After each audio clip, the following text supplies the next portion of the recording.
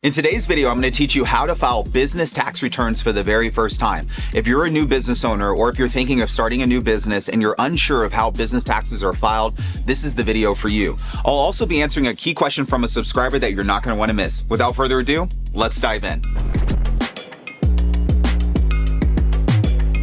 Okay, so the very first thing that we need to cover when it comes to small business taxes is entity structure. The reason why is because entity structure determines how your business files tax returns and whether or not your business pays taxes. There's many different business entity structures, but they all fall into two categories: pass-through entities or non-pass-through. A pass-through entity is a business entity in which the income passes through the business to the personal side where you report it on your personal tax returns. A taxable entity is a business entity that pays taxes on its income at the corporate level before any distributions to owners or shareholders are made. It's very important to understand the difference between these two types of entities. For most new business owners, their entity is going to qualify as a pass-through entity. And this is because most new business owners fall into one of these following entities: sole proprietorship, partnership, single member LLC, or S corporation. All of these entities qualify as pass-through entities. This means that if your new business is one of these entities, then the business will not be required to pay taxes on its income before distributions to shareholders are made. Instead, the income will pass through the business and be reported on your personal tax returns. Now, to understand how this works, let's take a look at an example. Let's say that you open a landscaping business as an LLC and that you have a very successful year in your first year. Your profits were $200,000 and you are the sole owner. In this case, because your LLC is a pass-through entity, you would be responsible for paying income taxes at the personal level for the income you earned, not at the corporate level. This is a good thing because it prevents you from having to deal with having the money you make with your business taxed twice. Now, let's talk about the other side of the coin: taxable entities. Some businesses do have to pay income taxes at the corporate level, and then the business owners are taxed again on their distributions. A good example of the taxable entity that is taxed twice is the C Corp.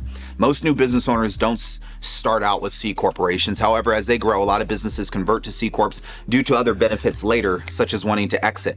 But if you're just starting out, then you most likely won't have to deal with this. In the off chance that you do have a C corp, be prepared to have your business profits taxed twice, once at the corporate level and then once when you take distributions or salary. All right, let's move on. What tax rates will you have to pay on business income? If you have a pass-through entity, your business income will be taxed at ordinary income rates. Now, in America, we have what's called a progressive tax system. And you probably heard me say this. This means that our income is taxed according to brackets. Each tax bracket has its own tax rate, and as your income rises from bracket to bracket, the portion of income that falls under each tax bracket is taxed at a higher rate. Currently, the highest tax bracket in the United States is 37%, and for 2025, income of $626,351 or more will be taxed at this rate. If you want to see what all of the other tax brackets will be for 2025, then be sure to check out this video that I published recently that explains all of the tax brackets. So, for pass-through entities, the tax rates you pay on your business income will depend on what tax brackets your business income falls under. For taxable entities like C Corps, it's a little bit different. Instead of a corporate income being taxed according to a series of brackets, there's just a 21% flat tax on corporations. So if you happen to have a C Corp, expect the C Corp to have to pay a 21% corporate income tax rate. Now, let's talk about self-employment taxes. If you've never owned a business before, then you might not be aware of the fact that many business owners have to pay self-employment tax. The self-employment tax rate is 15.3% to cover your contributions to Social Security and Medicare. As a business owner, 12.4% is Social Security and 2.9% is Medicare. If you own a pass-through entity, you will most likely owe self-employment taxes, and the self-employment tax is completely separate from the income taxes that you will have to pay on your business income. The self-employment tax is quite steep. For example, if you make $100,000, 15.3% is $15,300. That's just the self-employment tax. That's not federal or state taxes. Self-employment tax does phase out as your income increases, and in 2025, it phases out after $176,100. For many people, this tax burden starts to hurt, which is why switching to an S Corp can make sense. If you want to learn how to use an S Corp to reduce your self-employment tax burden, then check out this video here where I do a deep dive on S Corps. Generally speaking, C Corp owners do not owe self-employment taxes. They pay payroll taxes. Okay, now let's talk about how to actually file your business taxes. In order to file your business taxes correctly, you're going to need a number of important tax forms. If you're the sole owner of your business, and if your business is not a corporation, then you will need to file a Schedule C. A Schedule C is the tax form that you'll use to inform the IRS of the profits and the losses of your business, and you will file this inside of your individual tax returns. So, if you have a sole proprietorship or a single member LLC, then this is the form that you will need to remember. The IRS will be looking for this data on Schedule C to know how much money you either made or lost with your business. But it's important to know that a Schedule C is not a separate business tax return. It is just a supplemental schedule that gets connected to your individual tax return. And the deadline to file your personal income tax returns is April 15th. Now, let's talk about partnerships or multi-member LLCs. Partnerships and multi-member LLCs are required to file a different form to report business income and losses. If you have a partnership or a multi-member LLC, you'll be required to file Form 1065 U.S. return of partnership income.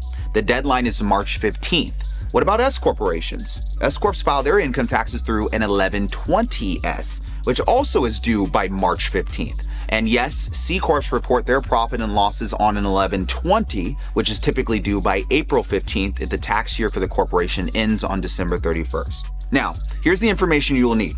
Right now, you might be asking yourself, I know what business entity type I have. How do I file the actual return? Don't worry, I'm going to cover that right now. So, in order to fill out the relevant tax forms for your business, you're going to need to collect all of the necessary financial information for your business. What does this mean?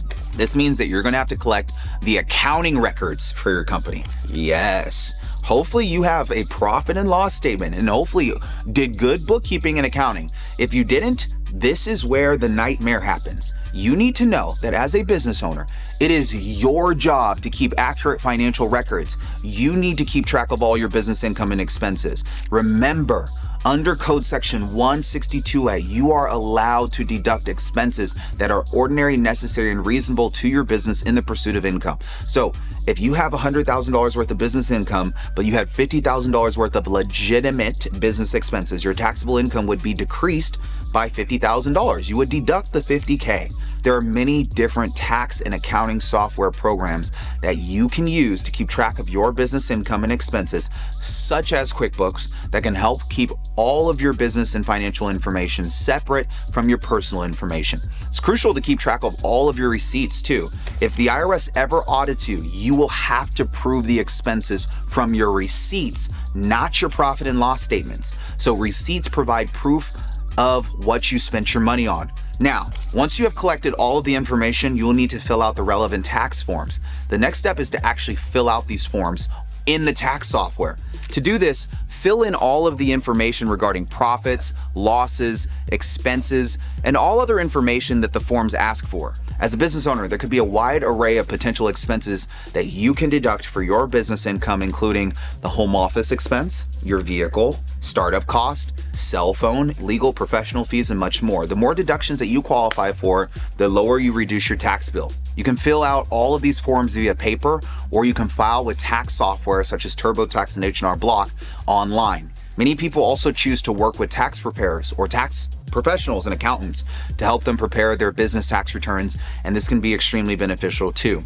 Once you fill out all of the required tax forms correctly, the last step is to just file them with the IRS before the deadline. I have told you all of the basics that you need to know to file business taxes for the very first time in this video. However, I would still highly recommend that you speak with a tax professional before you actually complete and file those tax returns. Many new business owners fail to use all of their deductions that they qualify for. They fail to implement tax strategies, and because of this, they miss out on a ton of tax savings. If you want to learn more about reducing your business tax bill through tax strategy, please get in touch with my team by clicking on the link below in the description to schedule a complimentary consultation. Now, guys, before we go, I'm going to answer a question from one of my subscribers as promised. These questions come in all the time, and this one was asked by Rick Besser, 1931, on how to pay yourself as an LLC in 2025. The question was, Karlton, if I have the money to pay cash for a rental home under a newly formed LLC, is it better to be mortgage free on that property or own a certain percentage of it for tax purposes? Great question. Now, if I'm going into real estate, typically I'm going into real estate to build my wealth, and I want to build my wealth over long periods of time. And if I'm going to be building my wealth over long periods of time, I need money to invest over long periods of time. If I'm parking all of my money into a property just to say that I don't have a mortgage, it takes away my ability to continue to invest because now I have to save up new dollars. So I like leveraging OPM, other people's money, the bank's money, to take out a loan. And in return, I get depreciation, which is an expense, but also I still get to write off the mortgage interest and the property taxes, which become deductions against the cash flow that I'm receiving. So yeah, it's nice to be able to be mortgage free, but it also can prevent you from being able to scale. And I care about scale. As long as you don't overextend yourself debt to income ratio wise, I would highly recommend leveraging your real estate and taking out a loan so you can make additional investments. Here's a clear example of this. Let's say that you had a $500,000 property and you had $500,000 worth of money sitting inside of your bank account. You can spend all $500,000 to buy one property, or use that same $500,000 and create 2 or 3 separate down payments to get into 2 to 3 different investment properties. Which one would you rather have? 3 investment properties that are still covering your mortgage and potentially cash flowing maybe $100 to $200 a month, or being 100% mortgage free, out $500,000, no money in your bank account, but you're earning $3,000 cash flow a month? I would rather have the 3 investment properties that are paying me versus to have that one investment property that's completely cleared off. But again, this is all relative to your risk tolerance. And if you're somebody that is completely risk adverse, then you might go into real estate wanting to be debt free. Let me know in the comments what you would do. I would want to hear from you. My name is Karlton Dennis. Thank you so much for watching this video. You know what to do. Like, comment, subscribe. I will see you on the next one. Cheers.